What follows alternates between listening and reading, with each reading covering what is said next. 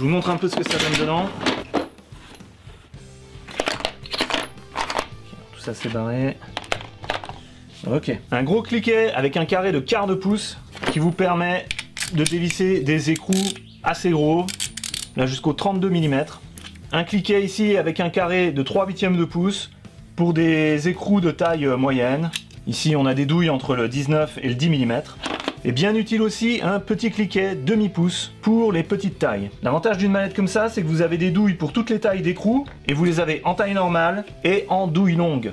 Et croyez-moi, quelquefois, on a bien besoin de ces douilles longues. Quand il y a une vis qui dépasse loin de son écrou, il faut aller chercher l'écrou bien au fond. Et là, dans les cas-là, les douilles là sont très utiles.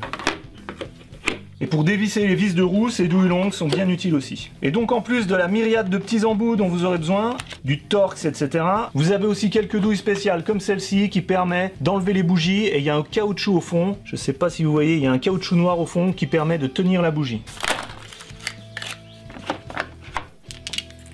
Donc vous voyez, ça tient bien. Et ça vous permet d'enlever ou de remettre la bougie dans son puits. Donc voilà, une mallette comme ça, c'est vraiment la base pour commencer à travailler sur sa voiture. Numéro 2, un jeu de clés plates. Alors les clés plates, c'est très utile quand on fait de la mécanique. Il y a souvent des vis ou des écrous qui sont placés à des endroits où c'est impossible d'y aller avec les douilles qu'on vient de voir dans la mallette. Donc avec une clé comme ça, fine, on peut passer entre les câbles, les tuyaux pour accéder à l'écrou, à la vis, à dévisser. Alors un jeu de clés comme ça va du 6 mm au 32 mm, c'est vraiment toutes les tailles dont vous aurez besoin. Vous l'achetez une fois et il vous sert toute votre vie. La poignée ne se rabat pas, donc elle est toujours préhensible. Et ici, on a deux petits trucs qui coulissent pour ouvrir la boîte. Donc sur la partie supérieure qui est là, on a les embouts, donc soit du Torx, du cruciforme ou du plat. On a les douilles longues en demi-pouce, 3/8 de pouce et quart de pouce. Et on a les clés mixtes du 19 au 9 mm. Et sur cette deuxième moitié, on a les douilles de taille normale. Donc en demi-pouce, ça va du 32 au 13 mm. En 3/8 de pouce, du 19 au 10 mm. Et en quart de pouce, du 14 au 4 mm. Donc là, c'est vraiment tout petit. Donc on a ici aussi un jeu de douilles, alors c'est soit du Torx inversé, soit de l'étoile, je sais pas trop. En tout cas c'est du E24 jusqu'au E4. Ensuite on trouve les trois clés à cliquet, donc demi-pouce, 3/8 de pouce et quart de pouce, avec les rallonges. Donc rallonge en demi-pouce ici et là, rallonge 3/8 de pouce, et les rallonges en quart de pouce se trouvent ici. Ici on a des douilles spéciales pour attraper les bougies, et là toute une ribambelle d'embouts. Donc pareil, du cruciforme, du Torx, mais aussi d'autres formes plus spéciales comme celle-ci, en forme d'engrenage un petit peu. Ici on a un gros embout hexagonal, donc de la laine, de 14. Et un gros embout en Torx T70. Et enfin ici on a deux tournevis pour placer les embouts. Ici vous avez des petits adaptateurs pour 3/8 de pouce et demi-pouce pour pouvoir utiliser les embouts qui sont là. Alors tout d'abord les embouts qui se trouvent là-haut, ce sont des embouts dits de sécurité. Quand on utilise le tournevis là, il y a une petite bille ici, et à l'intérieur de l'embout il y a une petite rainure, ce qui fait que la bille vient se loger dedans, ce qui fait que l'embout ne va pas tomber quand on l'utilise. Ensuite au niveau des clés mixtes, donc comme je vous l'ai dit c'est du 19 au 9, donc fourche d'un côté, œillet de l'autre, œillet à 12 pans ici. Donc tous les outils de la manette sont en chrome vanadium. Alors qu'est-ce que c'est que le chrome vanadium? Eh ben, c'est tout simplement de l'acier auquel a été mélangé une certaine proportion de chrome et de vanadium, qui sont deux éléments, qui permettent de renforcer les outils. Donc plus il y a de chrome et de vanadium, plus les outils sont durs. Et donc le fait d'avoir des douilles en chrome vanadium, eh ben, ça permet en fait d'avoir une épaisseur ici qui est très fine. Donc, je ne sais pas si vous voyez, mais en fait la trace hexagonale ici elle est vraiment au plus épais. On doit avoir quoi là, 2 mm.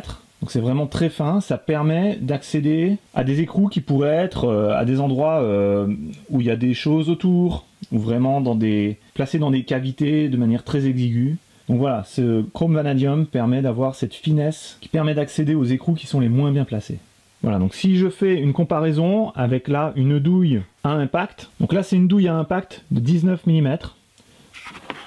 Donc si je compare avec la même douille en chrome vanadium, donc là vous pouvez bien voir que la douille en chrome vanadium est bien plus mince que la douille à impact. D'ailleurs ça se voit sur le diamètre aussi. Voilà, au niveau du diamètre aussi, on voit que c'est beaucoup plus fin. Et donc cette finesse, elle est assez exceptionnelle, en particulier pour les douilles longues qui sont en quart de pouce. Donc là, vous pouvez voir, là c'est la douille de 10. Donc là, le diamètre max, attendez, je vais vous le mesurer. Donc je prends mon pied à coulisse, et là vous voyez, on est à 13 mm de diamètre extérieur. Alors si je compare avec une douille spéciale clé à impact de 10 mm, et bien là on se trouve à 17 mm de diamètre extérieur. Alors bien évidemment, les douilles en quart de pouce, elles sont réservées aux écrous de petite taille.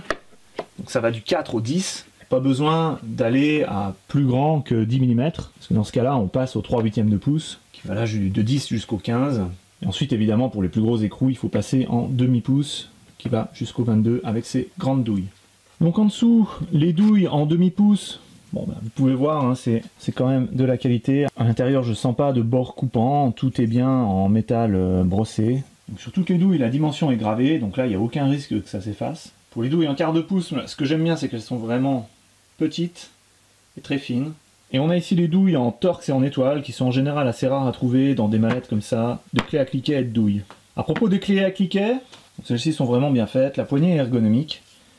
Je vais vous montrer une clé à cliquet qui n'est pas ergonomique. Voilà, typiquement une clé à cliquet qui n'est pas ergonomique. Le fait d'avoir un manche comme ça en métal, bon, c'est pas pratique déjà à prendre. En vissant ou en dévissant, je me suis déjà retrouvé assez souvent à donner des coups avec le bout du manche dans la carrosserie, donc à rayer la peinture. Donc ça, je ne fais pas. Ce qu'il faut voir aussi, c'est que ces clés à cliquet ont beaucoup de clics, justement. C'est-à-dire là, vous voyez? Donc quand vous êtes dans un endroit exigu et que vous n'avez pas beaucoup de place pour visser ou dévisser, voilà, vous voyez que là, il y a beaucoup de clics. Donc si je compare avec une clé à cliquet de merde, je vais faire un quart de tour avec celle-là, et on va compter les clics. Alors, 1, 2, 3, 4, 5, 6, 7, 8, 9. Allez, 10 cliquets. Maintenant on essaye avec celle-là. 1, 2, 3, 4, 5, 6, 7, 8, 9, 10, 11, 12, 13, 14, 15, 16, 17, 18, 19, 20. Voilà, j'en ai compté 20, donc c'est le double de la clé pour lingue qui est là. Alors des outils de merde, j'en ai aussi dans ma servante. La servante là, je l'avais payée 300 € et elle est venue avec tous les outils dedans. Donc là, je peux vous dire que les outils qui sont dedans, c'est vraiment pas terrible. Donc là ici, j'ai aussi un jeu de douilles et des clés à cliquet en quart de pouce, 3/8 de pouce et demi-pouce. Alors je vais prendre la 3/8 et on va comparer cette clé à cliquet de 3/8 avec celle de la mallette. Voilà, donc déjà, la clé à cliquet de ma servante, elle a un bouton ici qui est assez gros, il est assez saillant. Donc ça c'est le bouton pour faire tourner dans un sens ou dans l'autre.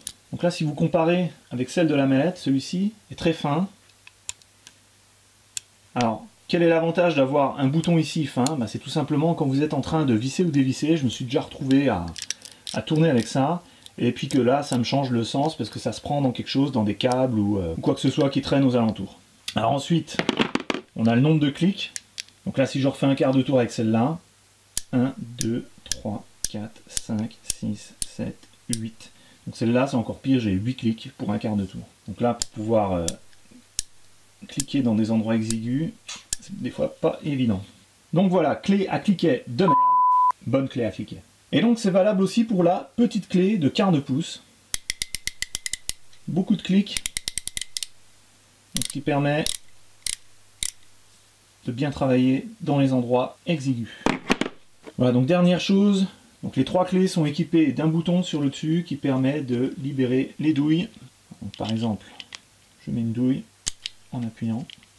Donc là, elle est fixée, elle ne va pas se barrer. Pour la sortir, je rappuie dessus pour la sortir. Donc voilà ce qui concerne les clés à cliquet, bonne qualité. C'est en fait ça l'outil le plus important de la mallette. Donc ensuite ici vous avez des rallonges. Ici une rallonge avec un carré qui vient se mettre dedans. Donc là vous pouvez même l'utiliser si vous n'avez pas de barre de distension. Par exemple si vous avez un écrou de cardan donc de 32 à dévisser, vous pouvez utiliser ça. Et puis là vous mettez un tuyau qui vous permet d'avoir la distance du bras de levier assez suffisante pour avoir la force pour dévisser l'écrou de cardan. En parlant de cardan, il y en a 3 ici, oui, parce que ça aussi c'est un cardan. Donc là cardan demi-pouce, cardan en 3/8 de pouce et en quart de pouce.